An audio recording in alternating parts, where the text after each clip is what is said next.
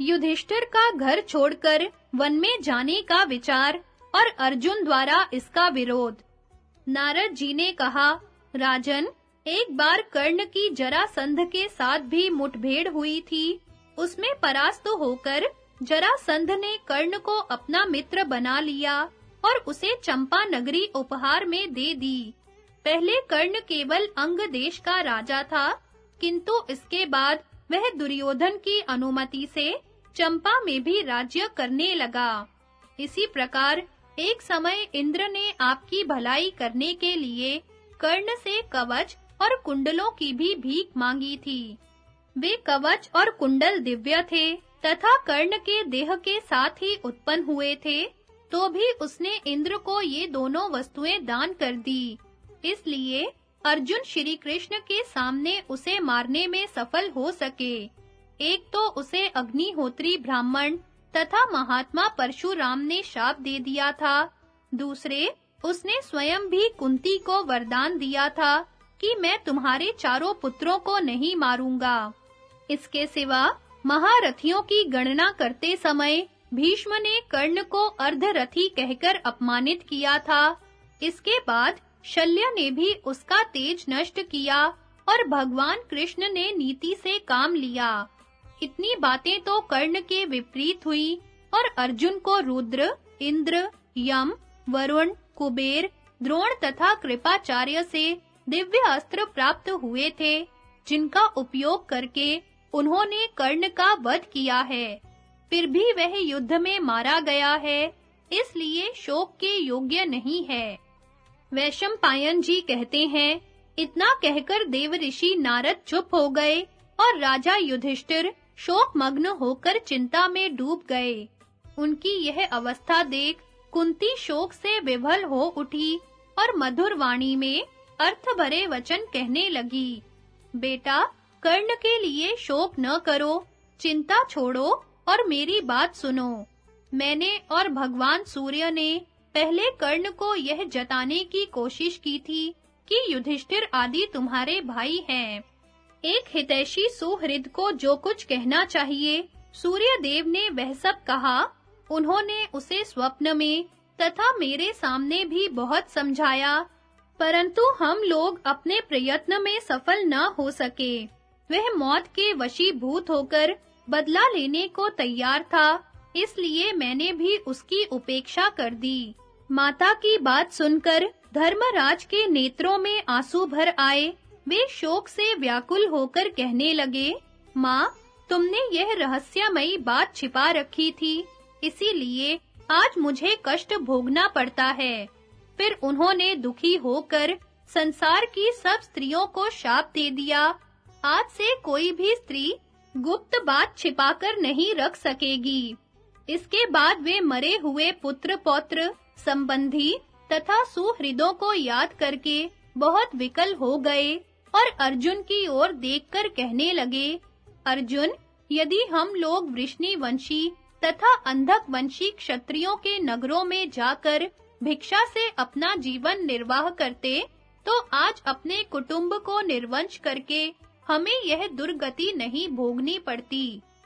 क्षत्रिय के आचार और उसके बल, पौरुष तथा अमर्ष को भी धिक्कार है, जिनके कारण हम इस विपत्ति में पड़ गए।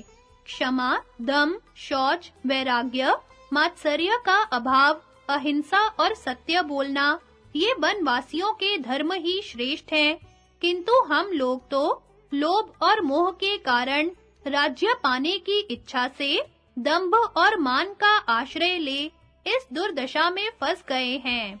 इस समय तीनों लोकों का राज्य देकर भी कोई हमें प्रसन्न नहीं कर सकता। हमने इस पृथ्वी पर अधिकार पाने के लिए अवध्य राजाओं की भी हत्या की और अब अपने बंधु बांधवों के बिना हम अर्थभ्रष्ट की भांति जीवन व्यतीत कर रहे हैं। ओह, जिन बांधवों का हमने वध किया है, उन्हें तो सारी पृथ्वी सुवर्ण के ढेर और बहुत से गाय घोड़े आदि की प्राप्ति होने पर भी हमें नहीं मारना चाहिए था, किंतु हमने उन्हें मार ही डाला। यह शोक हमें चैन नहीं लेने देता। धनंजय, सुना है मनुष्य का किया हुआ पाप शुभ कर्मों के आचरण से दूसरों को कहकर सुनाने से, पश्चाताप से तथा दान, तप, त्याग, तीर्थ यात्रा एवं श्रुति स्मृतियों का पाठ करने से भी नष्ट होता है। श्रुति ने कहा है कि त्यागी पुरुष को जन्म मरण की प्राप्ति नहीं होती, वह अमरत्व को प्राप्त होता है। इसके अनुसार योग मार्ग को प्राप्त करके जब बुद्धि स्थिर हो जाती है, उस समय मनुष्य परमात्म भाव को प्राप्त हो जाता है। यह सोचकर मैं भी शीत उष्ण आदि द्वंद्व धर्मों से रहित हो मुनि वृत्ति से रहकर ज्ञानोपार्जन करना चाहता हूँ। इसलिए मैंने सारा संग्रह, संपूर्ण राज्य तथा सुख भोग आदि को त्याग देने का निश्चय किया है। अब मैं ममता और शोक से रहित हो सब प्रकार के बंधनों से छूटकर कहीं जंगल में चला जाऊंगा।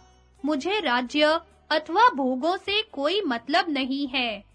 यह कहकर जब धर्मराज चुप हो गए, तो अर्जुन बोले, महाराज, यह बड़े अफसोस की बात है और हद दर्जे की कायरता है, जो आप अलौकिक पराक्रम करके प्राप्त की हुई इस उत्तम राज्य लक्ष्मी को ठुकरा देने के लिए उद्यत हुए हैं। यदि त्याग ही देना था, तो आपने क्रोध में आकर इसी के लिए तमाम राजाओं की हत्या क्यों कराई? अपने समृद्धिशाली राज्य का परित्याग करके जब हाथ में खप्पर लेकर आप घर-घर भीख मांगते फिरेंगे, उस समय संसार क्या कहेगा? क्या कारण है कि सब प्रकार के शुभ कर्मों का अनुष्ठान छोड़कर अशुभ एवं अकिंचन बनकर आप गवार मनुष्यों की तरह भिक्षा मांगना पसंद करते हैं? इस उत्तम राजवंश में जन्म लेकर संपूर्ण पृथ्वी को अपने अधीन करके अब आप धर्म और अर्थ का परित्याग कर वन की ओर जा रहे हैं। यह मूर्खता नहीं तो क्या है?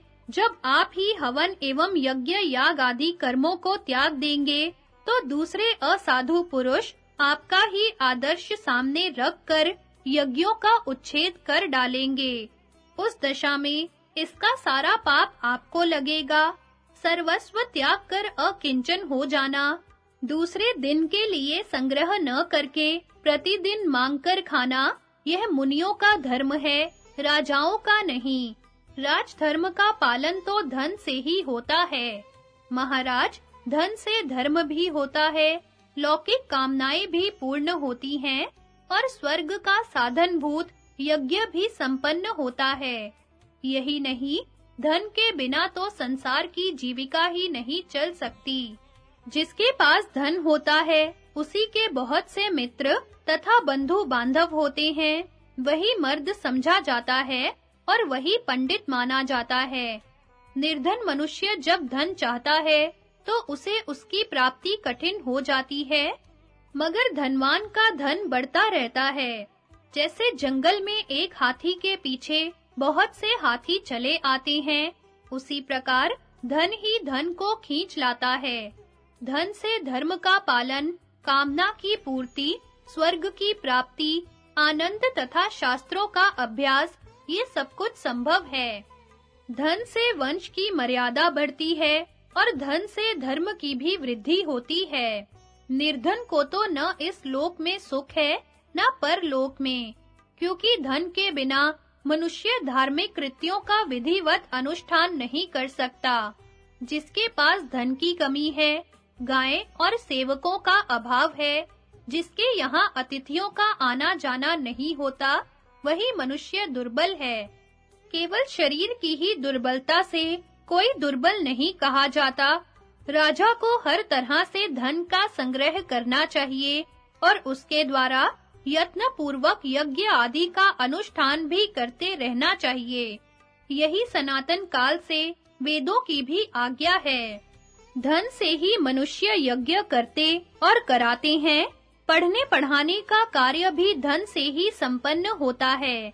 राजा लोग दूसरों को युद्ध में जीतकर जो उनका धन ले आते हैं, उसी से वे संपूर्ण शुभ कर्मों का अनुष्ठान करते हैं। किसी भी राजा के पास हम ऐसा धन नहीं देखते जो दूसरों के यहाँ से न आया हो। प्राचीन काल में जो राजऋषि हो गए हैं और इस समय स्वर्ग में निवास करते हैं, उन्होंने भी राजधर्म की ऐसी ही व्याख्या की है।